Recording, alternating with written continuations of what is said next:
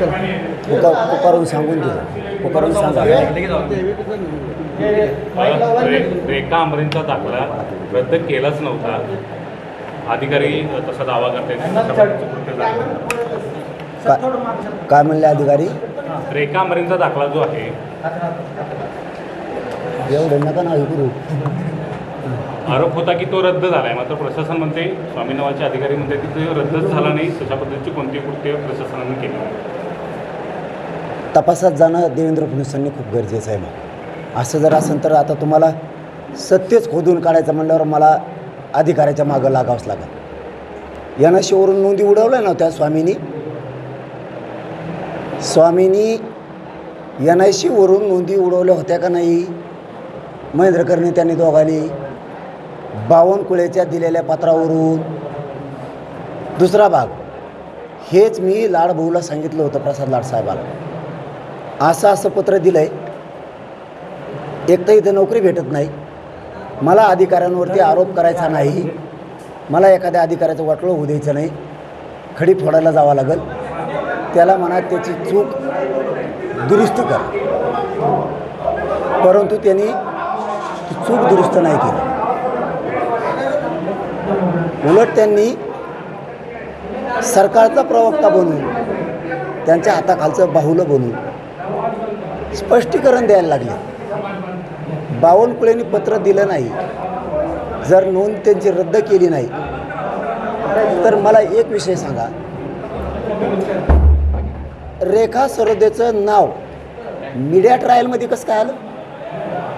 त्या पत्रकार बांधव मला तुम्ही उत्तर बी द्या आणि गोरगरिबाच्या बाजूने मीडियाचे बांधव बोला. पण मीडिया ट्रायलमध्ये रेखा सरोदेचं नाव आलं कसं काय? रद्द केलं नाही ना.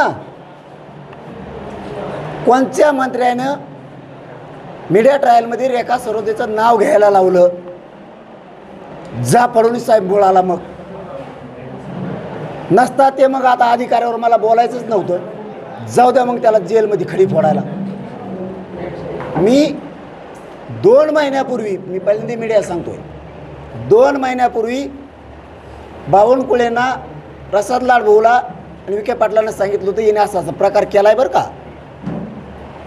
पुन्हा मला जर ते फडणवीसांनी याला रोखलं नाही तर मी मीडियात जोडीन याला, याने असं चूक केलं म्हणून.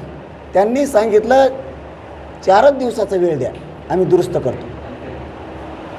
2 महिन्यापूर्वीची गोष्ट जर बावनकुळेला आम्ही सांगून दिली की तू केलेली चूक सुधरव, प्रसाद लाड त्या भाऊनीसुद्धा सांगितलं, बावनकुळे साहेब तुमच्याकडून चूक झाली. मी लय मोठा विषय सांगला मीडियाच्या बांधवाला, बावनकुळे साहेब तुमची चूक झाली, आपण ती दुरुस्त करू. हे प्रसाद लाड साहेबांनी सांगितलं, विखे पाटलांनी सुद्धा सांगितलं. हे सांगितल्याच्या नंतर आता लयच प्रवक्ता झाला ना अधिकारी म्हणून सांगतो आहे, माझा मराठा खुश होणं, गैरसमाजातून बाहेर निघणं गरजेचं आहे. त्यांनी फोन केले आम्हाला बावनकुळेंनी की मी कलेक्टरला सांगितलं आहे, RDCला सांगितलं आहे, केलेली चूक दुरुस्त कर बाबा. ते आता नजर चुकीनं झालं आहे कोणाचं तरी परळीच्या टोळीचं ऐकून. मग आम्हाला फोन करायला सुरुवात केली बावनकुळेने. आम्ही फोन उचलले नाही 2 दिवस. शेवटी विखे पाटील साहेबाचा आणि प्रसाद लाड साहेबाचा फोन आला. पाटील त्याचा एक फोन घ्या म्हणलं, चूक दुरुस्त करत असल्यास घेतो, नसता घेत नाही. हे विषय मी 2 महिन्यापूर्वीचा सांगतोय, आत्ताचा नाही. इतकं सांगून मग आम्ही म्हणलं ती जर चूक दुरुस्त करीत असला तर फोन उचलतो. हो म्हणे 4 दिवसाचा वेळ द्या, चूक दुरुस्त आम्ही सगळेजण मिळून करायला लागलो. मग मी फोन उचलला. तो म्हणला झालंय पाटील हे, पण चूक सुधारत होता मी, मराठा समाजाच्या नजरेतून मी पडल, मी माझी चूक सुधारतो. जर हे माहीत झालं पत्र, बघा मीडियाच्या बांधव, मी तुम्हाला कधीच 3 वर्षात खोटं बोललेलं नाही आणि माझ्या मीडियाच्या बांधवांना पण माहिती मी खोटं बोललो नाही मीडियाला. म्हणलं ठीक आहे, चूक सुधारायला ना चांगली गोष्ट आहे. फोन उचलला. त्यांनी कलेक्टरला फोन लावला बीडच्या, इतका चांगला माणूस आहे बीडचा कलेक्टर, त्यांना फोन लावला आणि सांगितलं जरांगे पाटलाला फोन कर.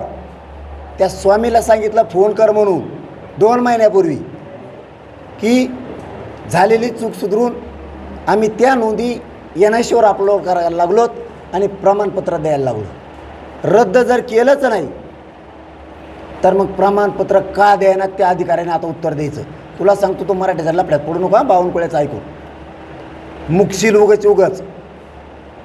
तू राजकारणाच्या दबावात येऊन आधी पण तू रद्द केल्यास त्या बावनकुळ्याचं ऐकून.